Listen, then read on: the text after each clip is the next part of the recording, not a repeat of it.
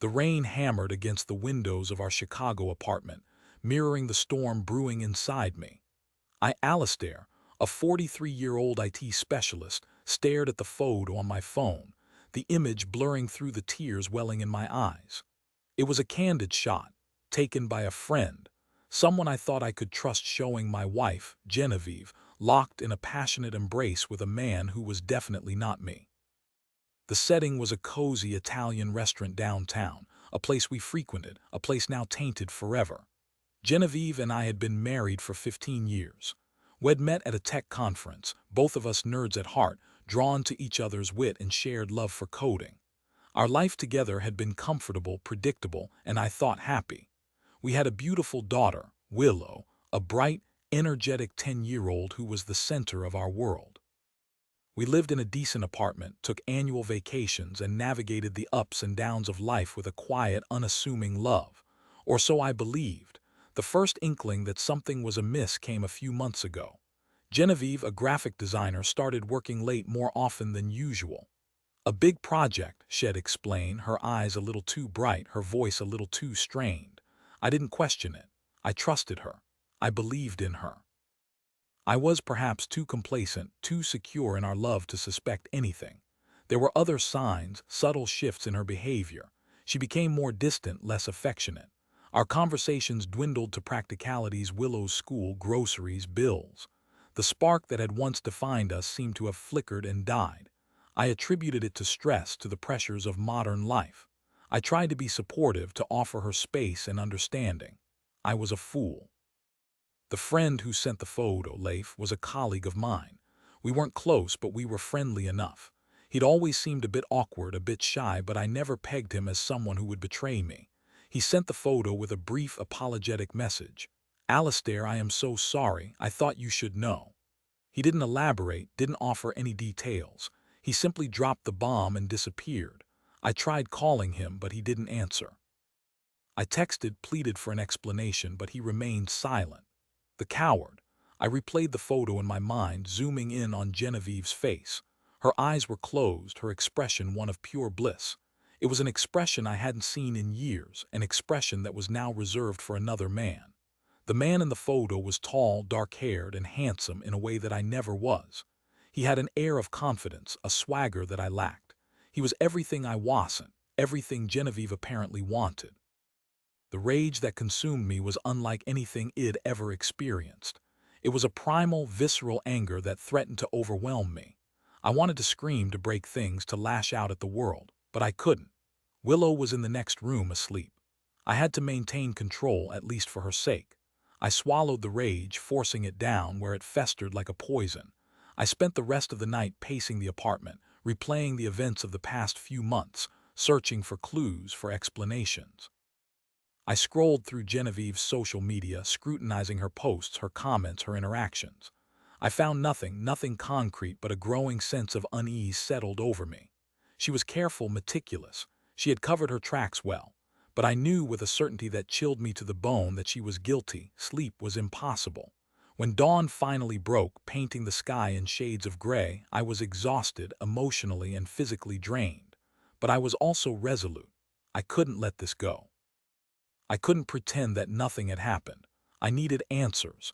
I needed to confront Genevieve, but I needed to do it carefully, strategically.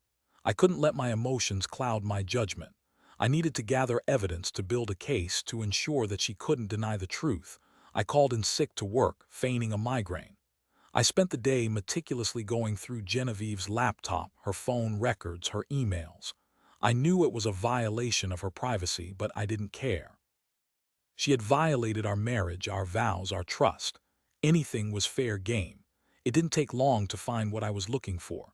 Hidden in a password-protected folder on her laptop were dozens of photos and messages, evidence of a passionate, months-long affair.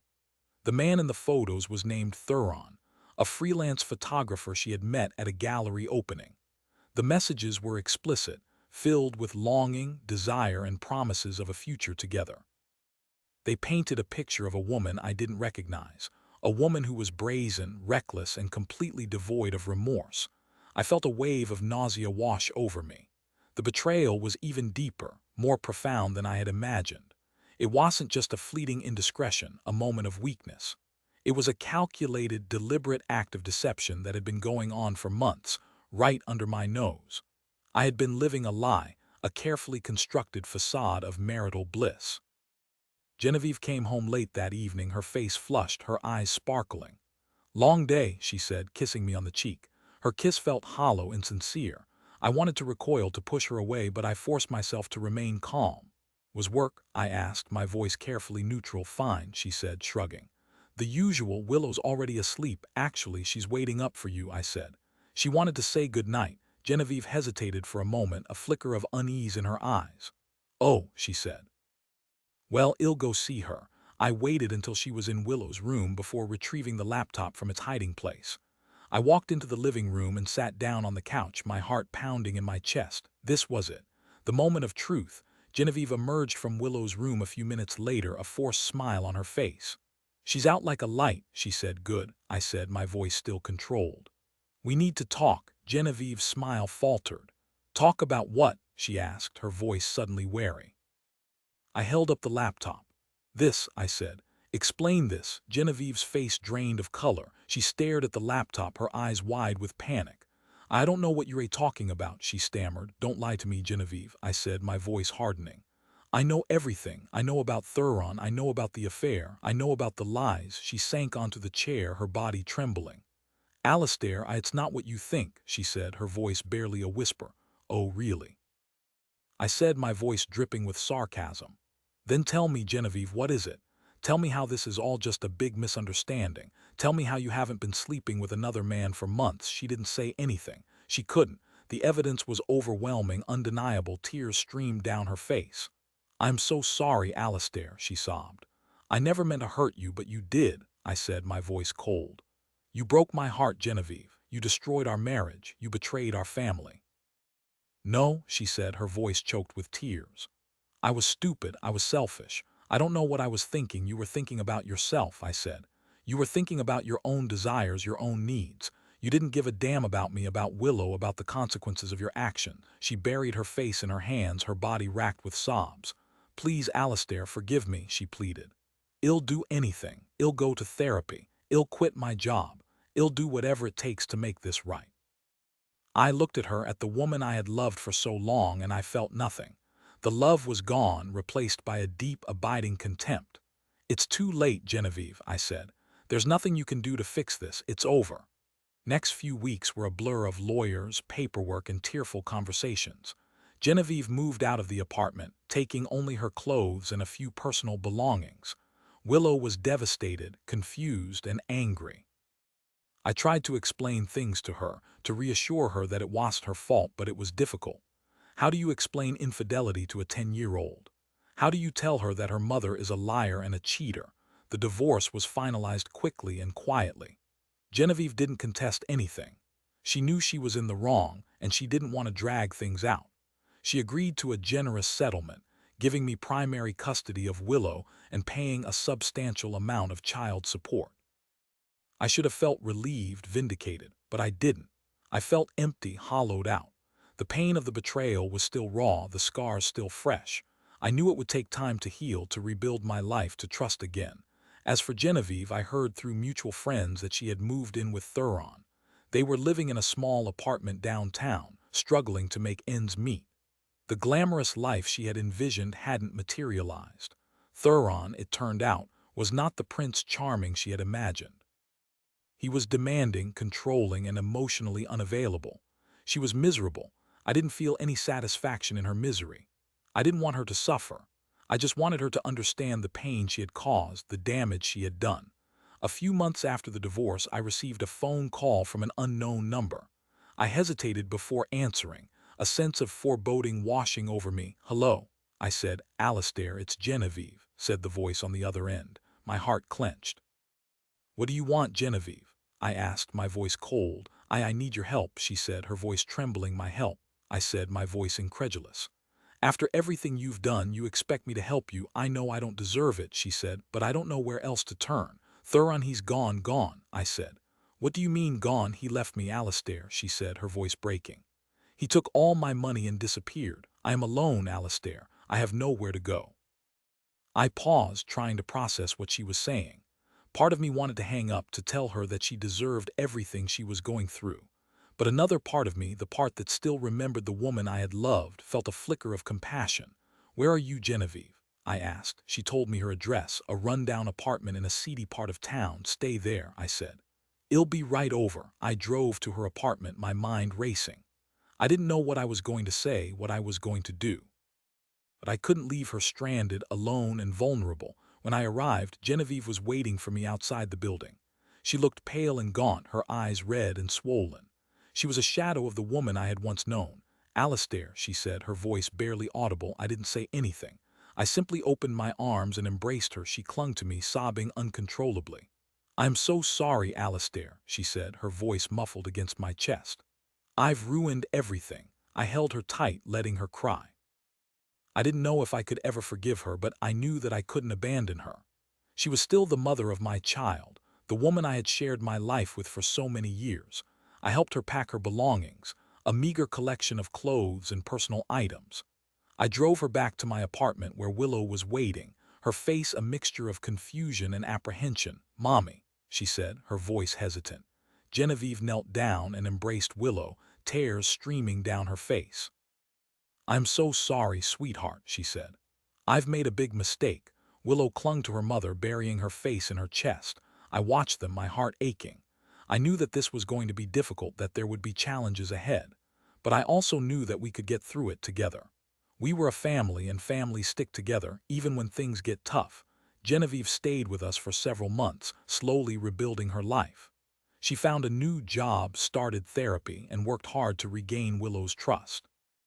It wasn't easy, but she was determined to make amends for her mistakes. I never fully forgave Genevieve for her infidelity, but I learned to accept it. I realized that people make mistakes, that everyone is capable of hurting those they love. The important thing is to learn from those mistakes, to grow from them, and to move forward with compassion and understanding. Eventually, Genevieve moved out of my apartment and found her own place. We remained friends, co-parents, and allies. We had a long and difficult road ahead of us, but we were committed to making it work, for Willow's sake and for our own. Looking back, I realized that Genevieve's affair had been a catalyst for change in my life. It had forced me to confront my own complacency, to reevaluate my priorities, and to appreciate the things that truly mattered.